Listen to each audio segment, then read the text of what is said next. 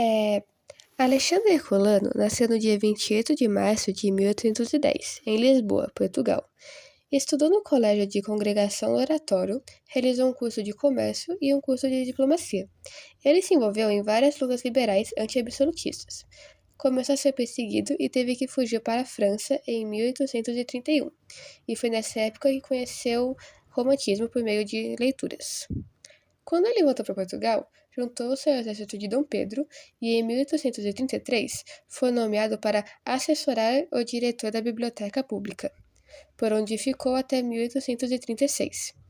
Em Portugal, o romantismo como movimento literário firmou-se a partir de 1836. Herculano, apesar de escrever poesias, ficou famoso pelos contos e pelo romance histórico. Suas produções na poesia tinham um tom reflexivo que se afastava do romantismo, e tinha como característica principal a expressão dos sentimentos e emoções, como nos livros A Voz do Profeta e A Harpa do Crente. Em 1839, Herculano foi nomeado para dirigir a Real Biblioteca da Ajuda, e em 1940 foi eleito como deputado do Partido Conservador, mas não se adaptou à política e se afastou dela, se dedicando totalmente à literatura. E foi nesse período em que escreveu O Bobo e Eurico, o Presbitério. Alexandre também foi um historiador. Escreveu História de Portugal, que focalizava desde o começo da monarquia até o fim do reinado de Afonso III. Ele se casou em 1866 e com 57 anos, e foi morar em Vale de los Lobos, onde morreu em 1877. Bom, agora eu vou falar sobre as obras de Alexandre Herculano. Bom, o Herculano foi um dos maiores autores portugueses a usar o passado nacional como fonte de inspiração.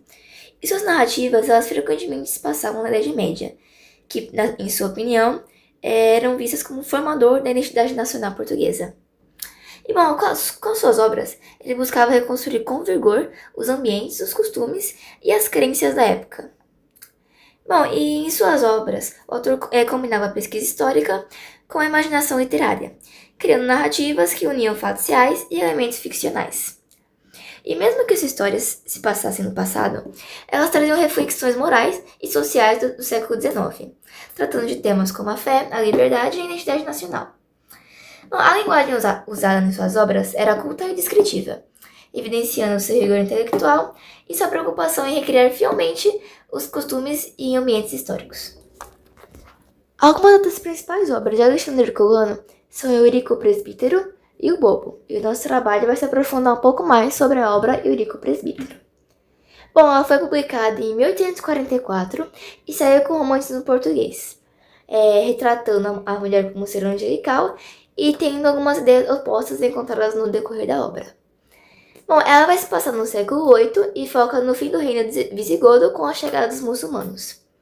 O protagonista Eurico, depois de conquista no campo de batalha, pede ao duque de Cantábria a mão da sua filha Ermengarda, e quando o nobre recusa, o jovem, desiludido, ele se volta à vida religiosa, se tornando presbítero e esperando que se cure da decepção amorosa.